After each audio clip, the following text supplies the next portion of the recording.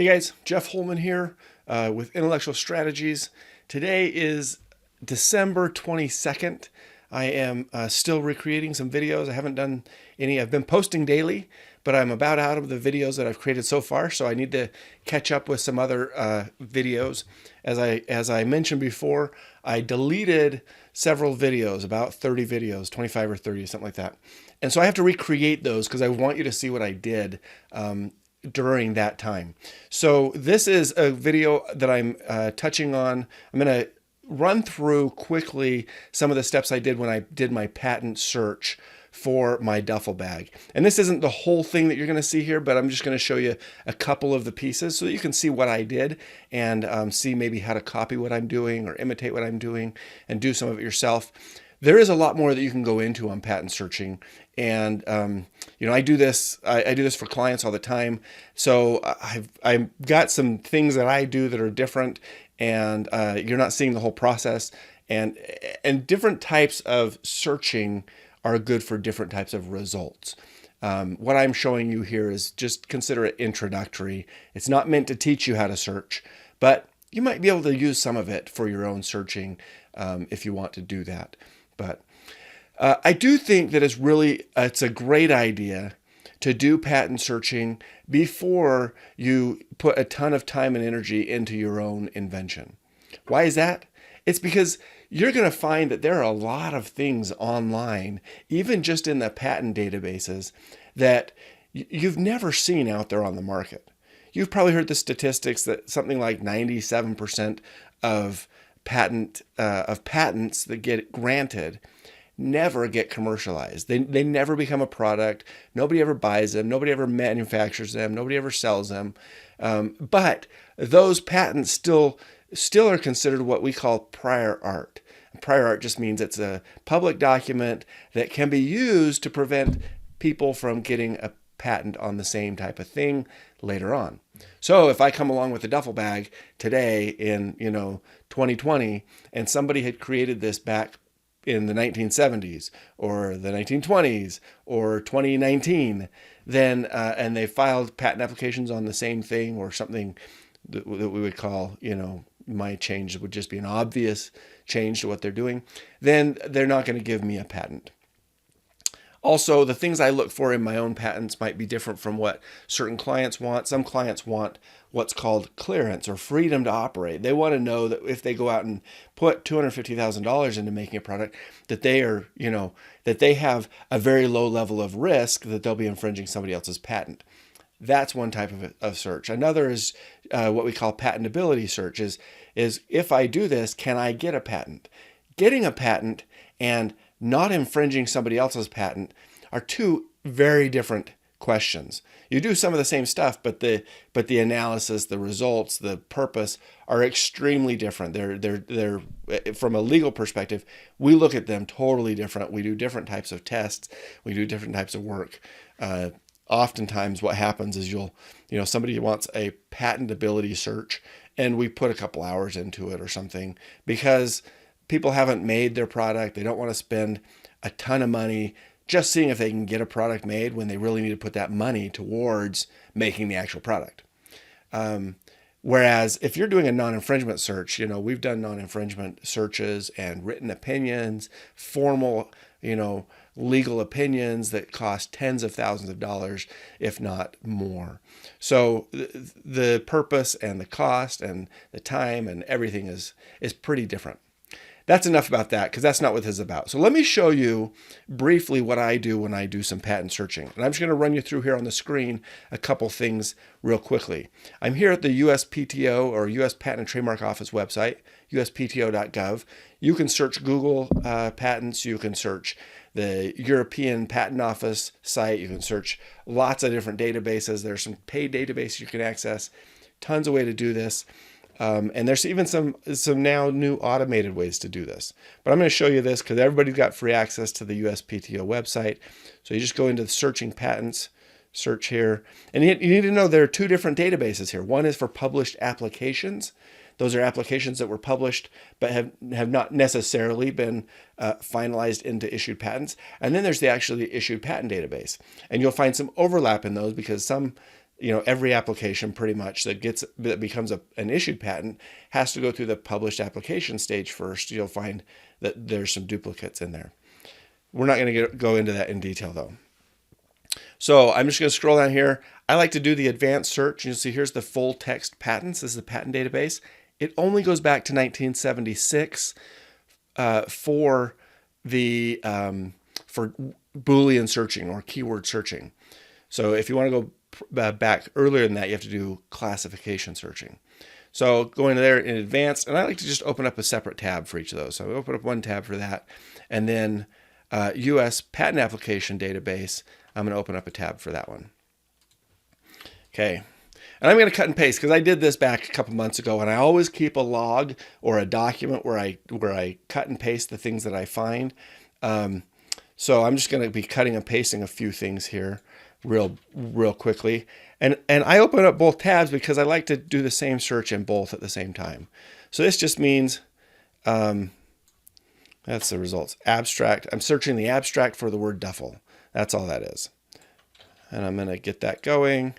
And I'm going to go over here. I'm going to do the same thing in the patent application database. And I'll look for that. Now, if you look here, you'll see we found some stuff. Now you can actually see on here that I've opened up a bunch of these different applications. There's 36 applications here. The ones that are dark, I've opened up. So I go through and I'm like, I just scan this. I'm like, okay, what is that? What is that? What is that? And I look and see. And if I open it up and I just click on this, hold down Control, click. I think on a Mac it might be Command. Opens everything up in a new window. I like to go here and go straight to the images. And I'm going through this fast because you don't need to see the whole thing. I go down and click on full pages. This opens up all the pages at once. And then I can just scroll through. Okay, I see that's a bag. It's got some zippers on it and maybe something funky here. I don't know what that is. Okay, oh, that's just a Velcro closure, it looks like. Maybe to hide zippers or something. So I look at that. Okay, I like to look at the drawings, see what the drawings are about. I'm not seeing anything. I showed you my drawings before. I'm not seeing anything that looks like my drawings. But if I find something that I like, or that I think might be kind of close, I'll save it. And you really need to do that because if you're doing searching and you come across documents that might be relevant in a patent examination later, you actually have a duty as the inventor to tell the patent office about those documents. So I've got a list of 20 documents that I've saved off from this search that I'm going to tell the patent office about when it comes time to file my non-provisional. So same thing here. I look at this, full pages. If you don't do full pages, you can only see one at a time. Okay, this looks like a backpack or satchel type. Oh, it opens up into a duffel strap. It looks like there's something here about the pockets on the end, maybe just, opening from the corners. Oh, that's where I get it. That's where they fold it down and buckle it so it closes up into this other kind of a carry bag or something like that. So I'm not going to go through all of these in detail because I don't want this to be too long. But you'll see that I did the same thing here. Now I've gone through a lot more. I went through basically all 41 of these that showed up in this. I'm not going to do that here. I'm just going to close some of these out. This is what I do though, right? So I actually closed out my application or my patent database. There we go. Okay. Back in there. So I'm going to back out of that.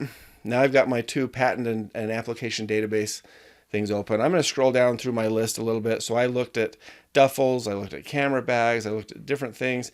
And then I found, okay, some of these things have a classification to them. Now, we're not going to go through all of these, but let me show you one. This is really searching for a classification code. I'm not going to go into that. If you want to look, you can actually go down here and click on this. You can pull it up and it'll say, oh, this is what the classification code is. Now, let me show you how to find that real quickly. So if we go back here and we do that same abstract duffel, and I'm not saying that this is exactly how you want to do it, but this is a quick way to find some and get started. And we click on this duffel bag. We already looked at this one. Okay, if we scroll down, you can see that here's the current CPC class, and there's different ways that they classify it. US class, CPC class, international class. You can kind of use any of those, but if you see that there's this A45C 300, A45C 13/103, 5/06, 213/115. You can actually look these up and you can see what they mean and how they're classified. Classifications are great because you can pull up everything, even if you're not using the right keywords. Now, there are some things that get classified, it could potentially be classified in different places, and you need to be aware of that. But what I did is I searched A45C3/00. Let's see what that comes up with. Okay, all of these, right? And I would have read through these and looked at different ones of them the same way that I did before. So that's just a super brief overview. I now have my search log here, and I'm not going to put that on the screen because it doesn't matter as much. But what I do want to show you is what I came up with in terms of kind of my subset of patents and patent applications that I don't think any of them actually show what I'm doing, but they might be considered related, maybe material, but maybe just related to what I'm doing. And so I've pulled these up here, and we don't need to go through all of them in detail, but every one of these has, some drawings to it. And I like this because when I needed to make my own drawings, I had a bunch of examples I could look at because I'm not a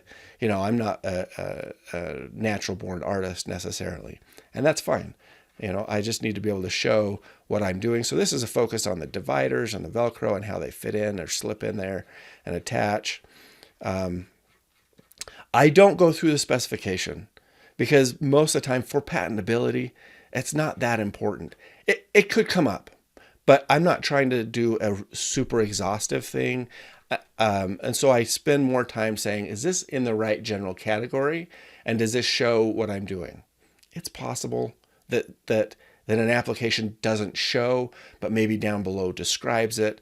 But I'm not looking to spend, 30 hours doing a search on this. I just want to spend a couple hours, find the most relevant things, and get an idea of where I sit. As an inventor going, because remember, I'm not necessarily launching this product yet. What I'm doing right now is just making sure that I'm not pursuing something that's been done already by one person or by 12 people. I don't want to spend my time pursuing, another 50 hours of licensing and potentially spending money on a prototype if I can't pursue the patent in the first place, right? Or if I feel like somebody else has it. As far as the claims go, I don't read claims, right? Because the claims don't really matter above and beyond what the drawings and maybe the description already show. So if you see here, I've just got a bunch of, there's a shoe bag here. Here's a compartmentalized bag or box, another duffel bag. And I've been through each of these. I've looked through them. I've made some notes of my own on them. We're not going to go through those, how things open up, what's inside. It's a kind of a movable divider. I don't remember right offhand what all these are, kind of a grid system there. That's, of course, a central feature of what I'm doing.